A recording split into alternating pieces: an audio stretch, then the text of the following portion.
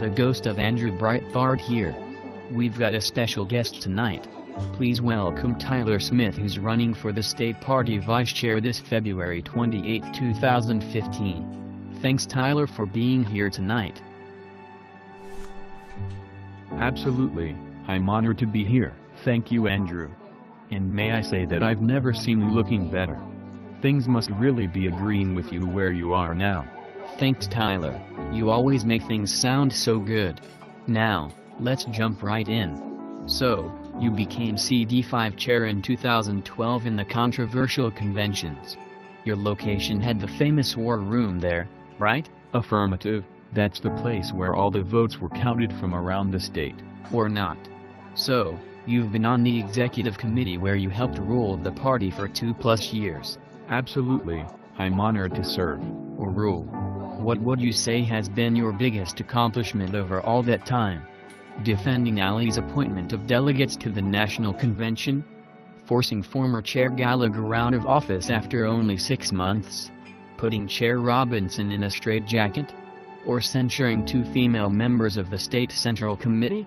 Are those the only choices? Well, Tyler, you tell me, have you accomplished anything else? When you put it that way, I guess not. Well, I authored Standing Rule 15. So which one? Okay. I'll pick putting Chair Robinson in a straitjacket. I led the team on that one. By the team you mean the executive committee, right? Right. We vote in near unison most of the time. And Art was the enemy then? Well, no, not exactly, Andrew. Okay, Tyler. Tell us how you did it. Well, we knew Art decided to run for Congress again based on how he acted, and since his election, the team was waiting for the right time to get rid of him. So when he announced he was running the first week in November, we thought, gotcha. So, you were the go-to guy. The guy who came up with the plan. Yeah, I'm the smartest one of the bunch. Except of course, for Solomon. And I'm a lawyer, so they asked me to figure out a way to get him to quit the party. It had to sound legal. So what did you come up with?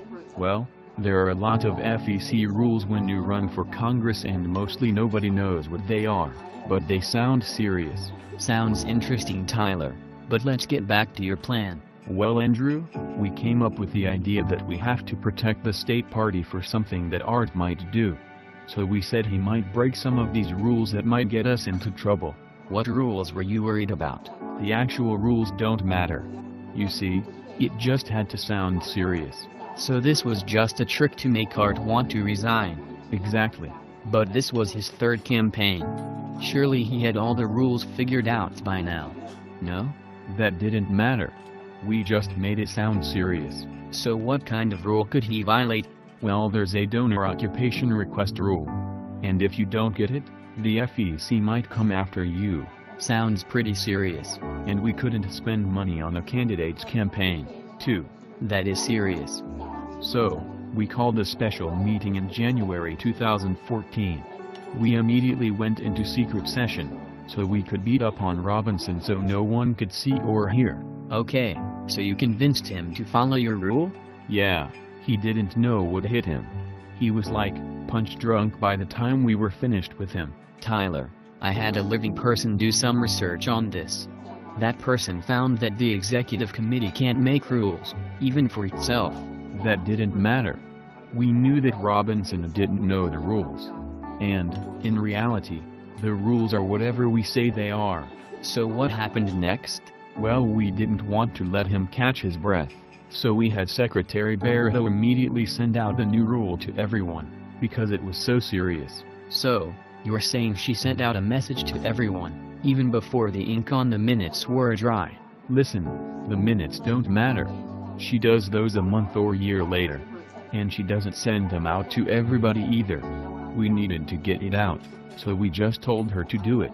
So what was the result? Well, we kept all the finances secret from him. We stopped him from getting involved in the budget.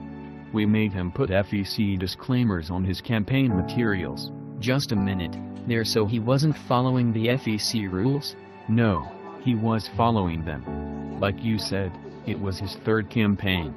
It just sounded better when we put it in our rule. So, there was actually an FEC rule that you used. Yeah, you're right. I hadn't thought of it that way. So, did your plan work? Not so much.